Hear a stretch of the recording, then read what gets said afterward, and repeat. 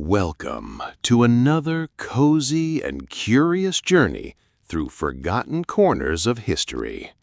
Tonight's tale may make you chuckle or wince, because for as long as humans have existed, we've been obsessed with beauty. But beauty, as they say, is in the eye of the beholder, and throughout history, some of the most bizarre beauty standards caused people to go to extreme, often painful lengths, all in the name of fashion.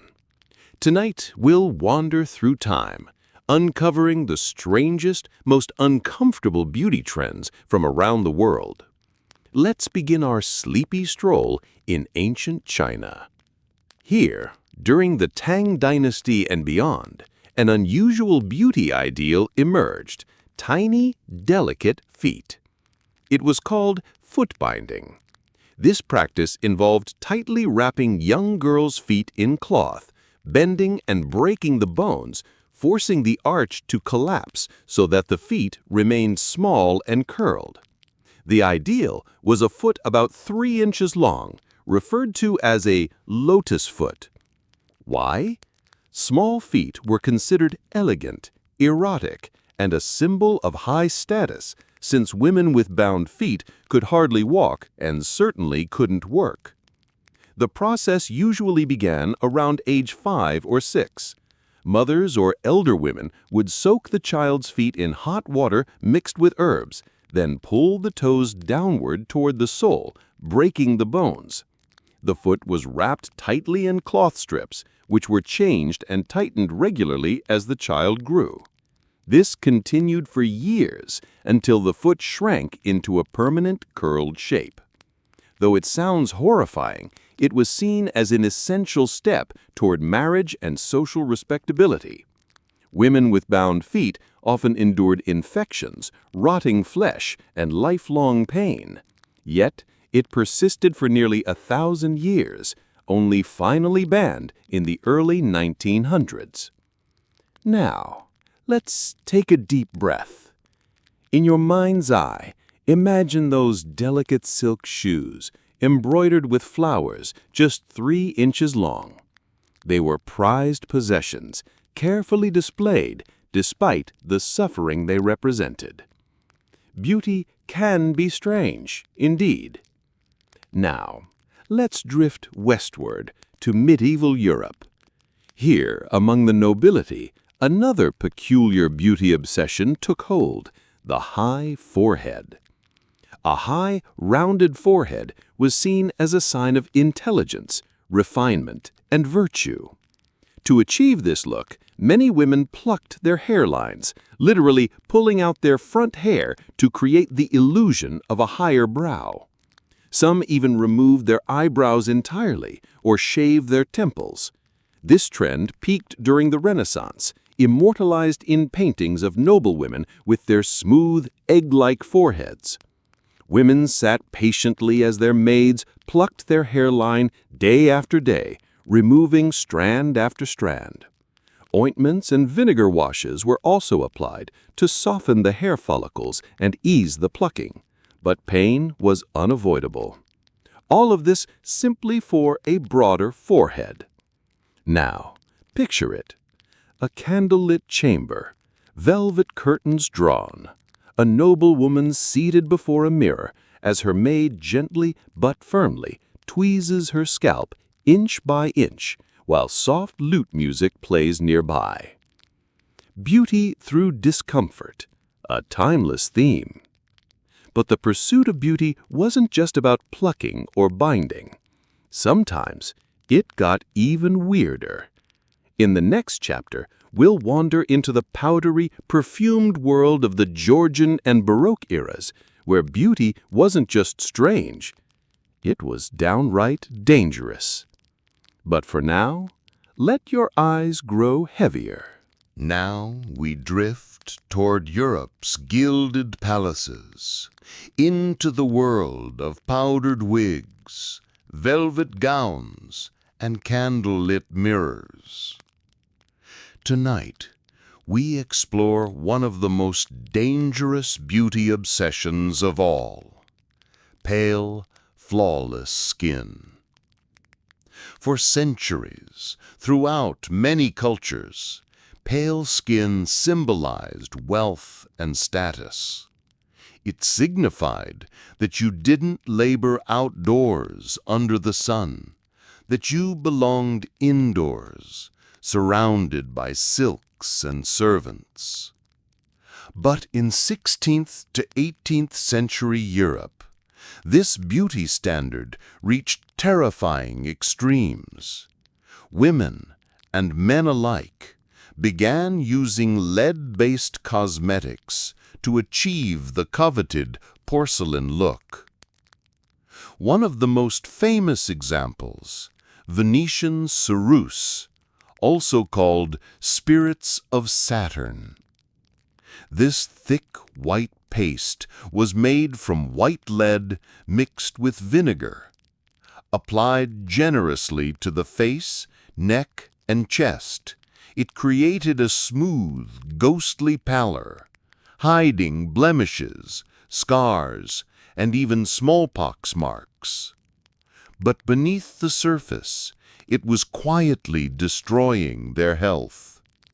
Lead slowly seeped into the body through the skin, causing headaches, nausea, hair loss, muscle paralysis, and eventually death.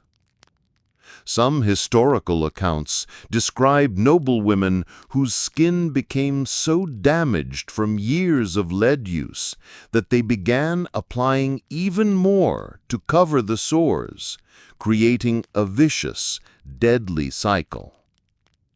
Now imagine a grand ballroom, glittering with chandeliers.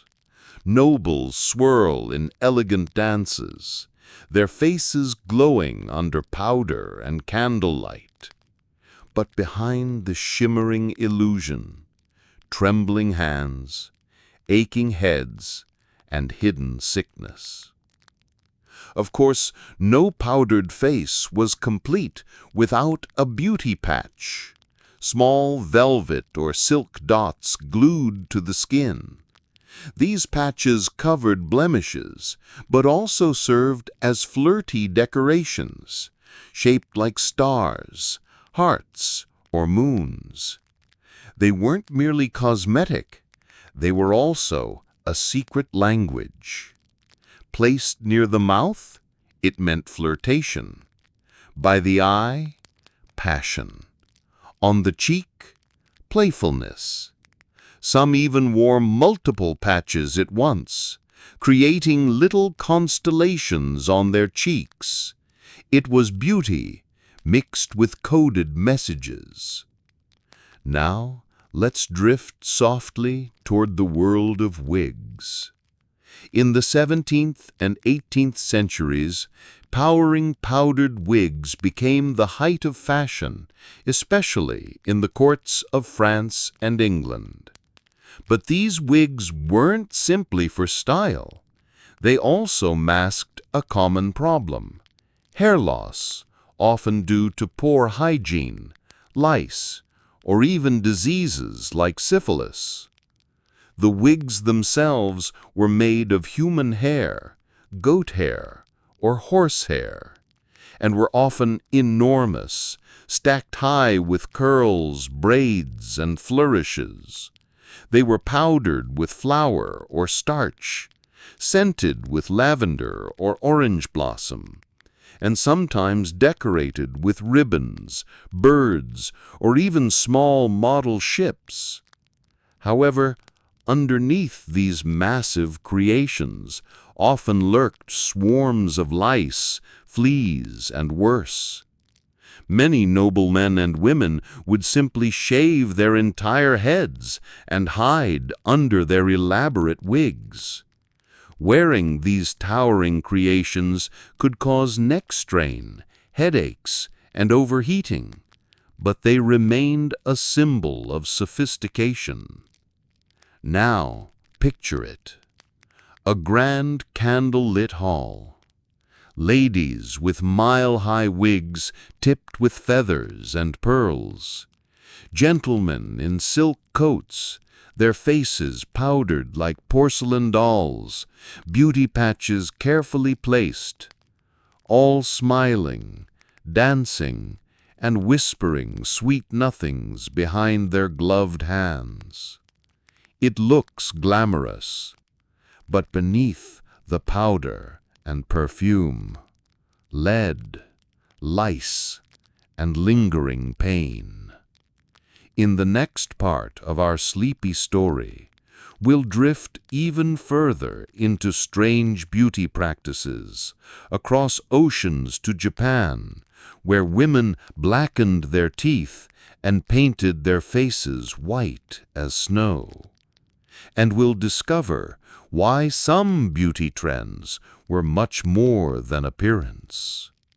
But for now, rest easy, imagining powdered wigs bobbing in slow motion, the soft rustle of silk, and a ballroom shimmering with both beauty and danger.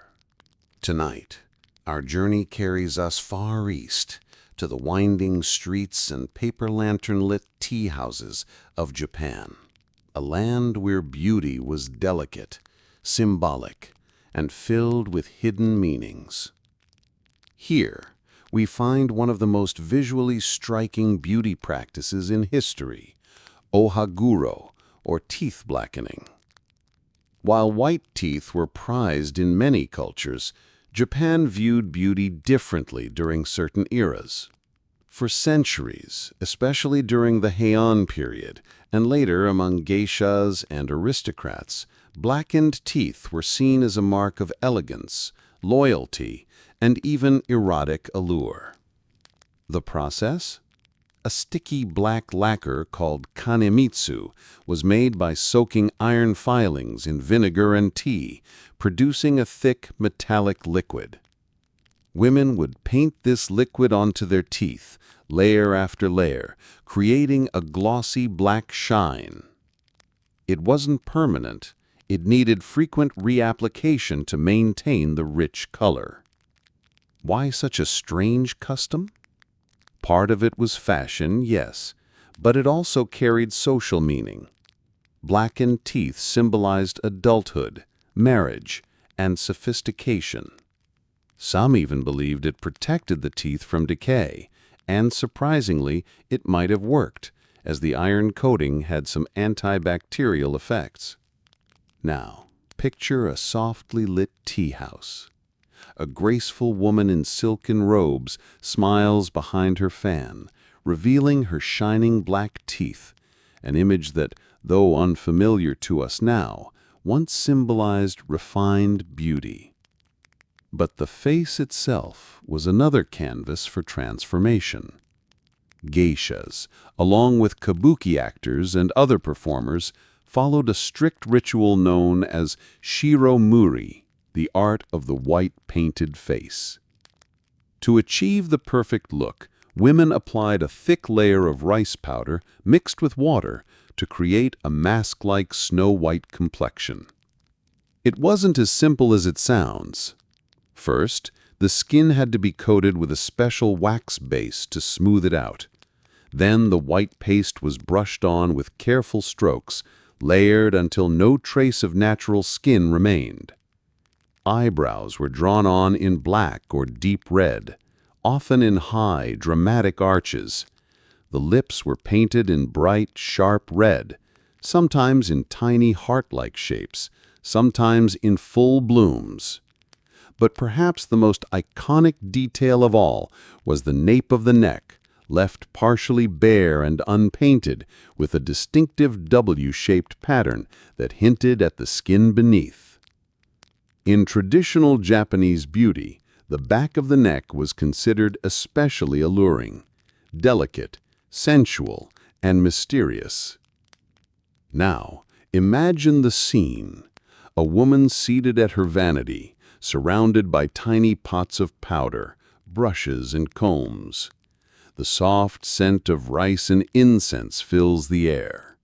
She paints layer after layer, her reflection slowly vanishing beneath the white mask. Her blackened teeth gleam as she smiles softly, adjusting her silken kimono. But this beauty came with discomfort. The heavy makeup cracked easily and felt hot under stage lights, and some ingredients used in older formulas, like mercury, were toxic over time, causing skin damage and illness. Yet for many, the beauty was worth it. This wasn't merely vanity, it was an art form, a craft, a performance. And in a world where every gesture, every glance, every painted line carried meaning, beauty was also language. Now, let your mind drift through those paper lantern streets, past the sound of shamisen strings, and into a dreamscape of swirling powders and soft silks. When you're ready, we'll move on to some of the most extreme and painful beauty standards ever recorded, where corsets crushed ribs and fashion literally reshaped the human body. Our sleepy story now carries us into a chapter of beauty that left lasting scars, sometimes literally. This was an era when beauty wasn't just about painting or powdering the face. It was about reshaping the body itself. Tonight, we step into the world of corsets, one of history's most extreme fashion tools. Corsets in some form have existed for centuries, but during the Victorian era, they reached their most dramatic and most dangerous form. The goal? To create the perfect hourglass figure. Women were expected to have a tiny waist, exaggerated hips, and a full bust. This ideal became so extreme that waists measuring just 16 inches were celebrated. But how did they achieve this? With layers of stiff fabric, whalebone, and tight laces, corsets squeezed the waist inward.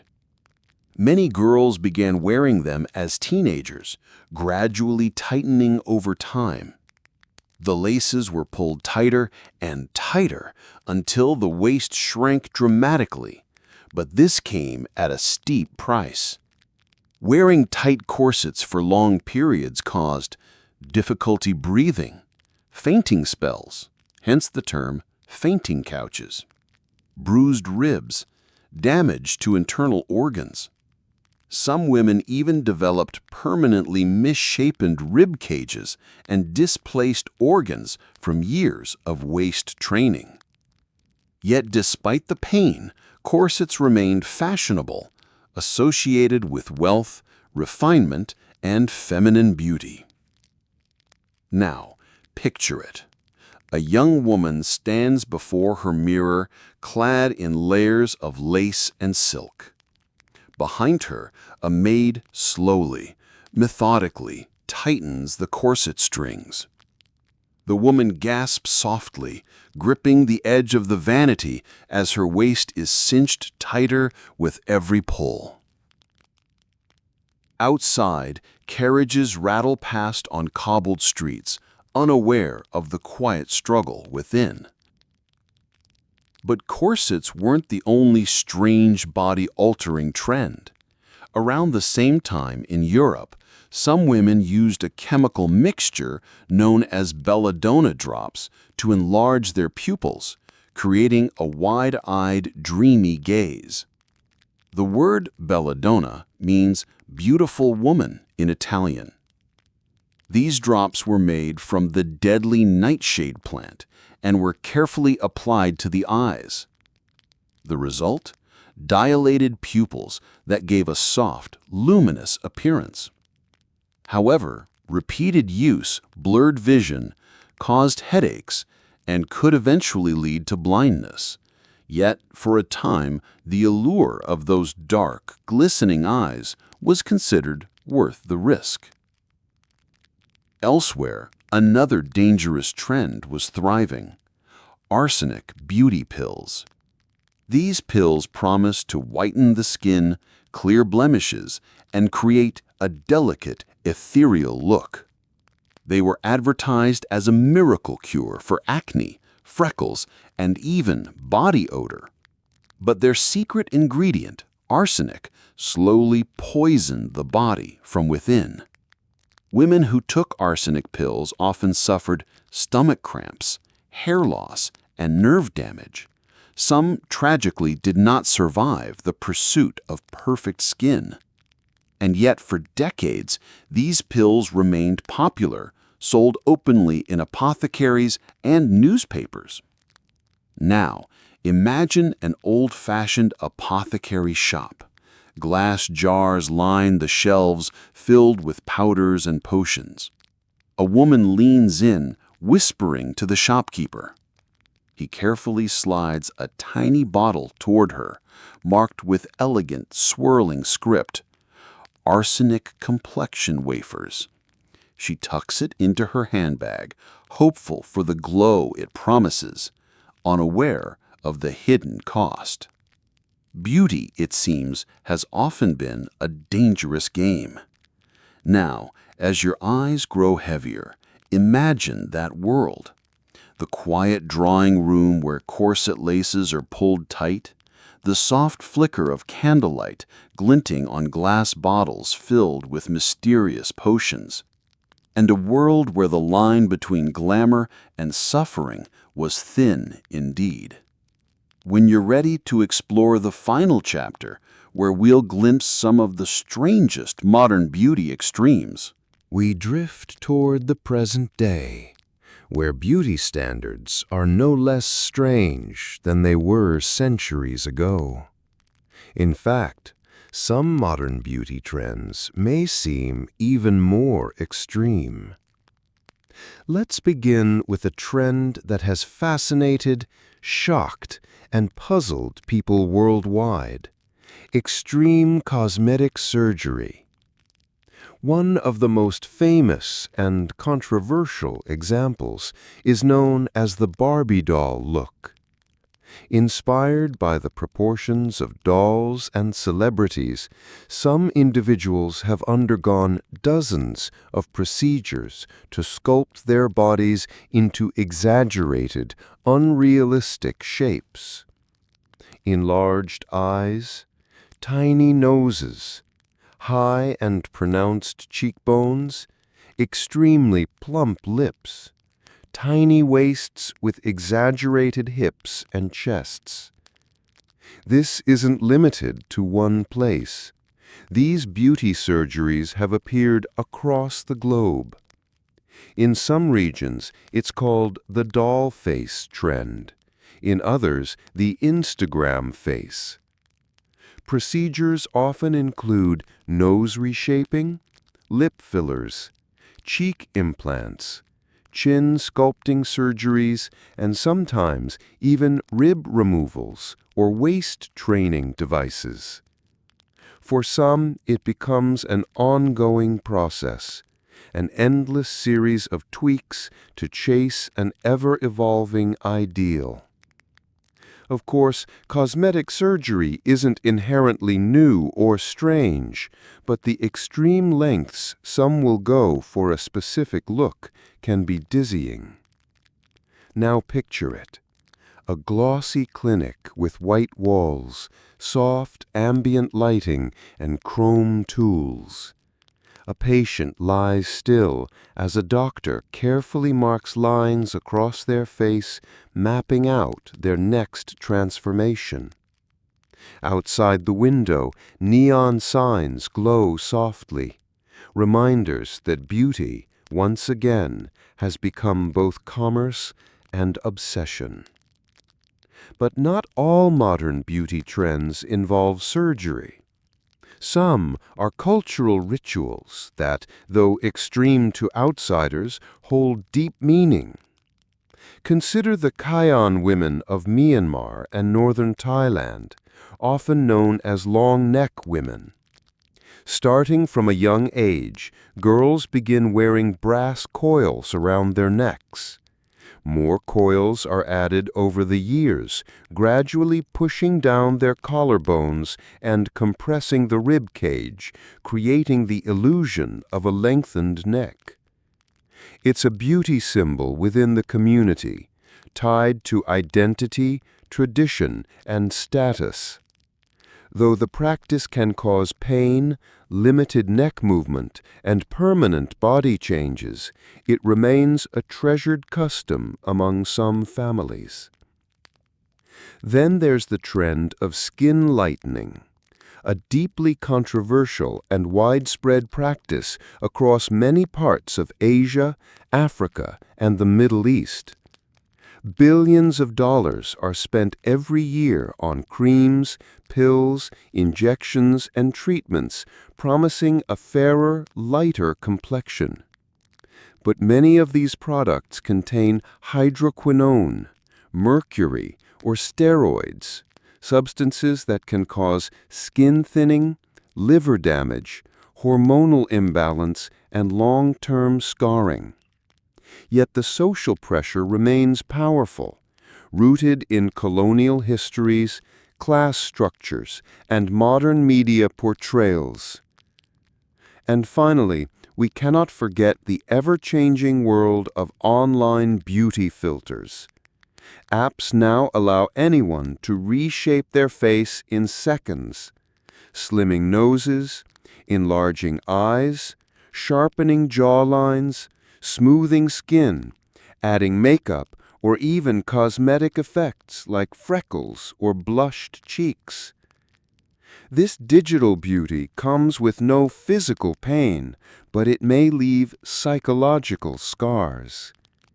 Many people report becoming dissatisfied with their natural appearance after constantly seeing their filtered selves. Some even develop a condition known as Snapchat dysmorphia, a desire to surgically match their digitally altered faces. Now, take a breath. We've traveled from foot binding to face filters, from corsets to cosmetic apps. And one truth remains. Throughout history, beauty has often been less about comfort and more about control, status, and societal expectations. Whether through physical pain, risky chemicals, or digital illusions, the pursuit of beauty remains one of humanity's most curious, complicated obsessions. And as your eyes grow heavier tonight, know that our strange journey through beauty has come to a close. Thank you for joining this sleepy adventure. Until next time, rest well.